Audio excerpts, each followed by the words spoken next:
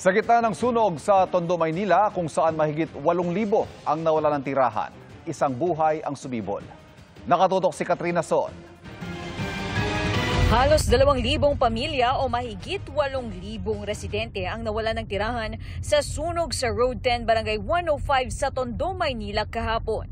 Sa gitna ng pag-apula, isang residenteng buntis ang nanganak. Ayon sa mga tauhan ng barangay, mga tauhan ng Philippine Red Cross ang tumulong sa isinilang na kanyang baby girl. Nasa pangangalaga na ng Tondo Medical Center ang mag-ina. Inabot ng lagpas hating gabi bago idiniklara ang fire out. Ngayong araw, ang ilang residente bumalik sa mga tirahan nilang halos naaabo na.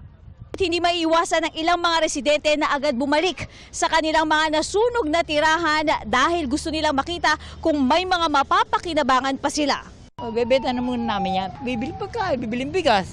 Ang daing naman ng iba, wala na raw espasyo sa evacuation site. Kasi wala kami matitirahan. Ayaw na namin mano sa barangay kasi punong-puno na ang barangay. Nakipag-ugnayan na raw sa Manila City LGU ang barangay. Nasa master list na po na pamilya 1,900 plus po. Hindi pa po kami tapos. Hindi po sapat yung aming evacuate center.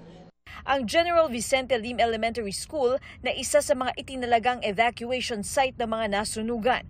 Wala munang face-to-face at online classes bukas, September 16, ayon sa Manila LGU. Patuloy naman ang investigasyon ng Bureau of Fire Protection sa sanhi ng sunog at halaga ng pinsala. Para sa GMA Integrated News, Katrina Son, nakatutok 24 oras. Mga kapuso, patuloy na tumutok sa mga balita. Mag-subscribe sa GMA Integrated News sa YouTube. Sa mga kapuso abroad, samahan niyo kami sa GMA Pinoy TV at www.gmanews.tv.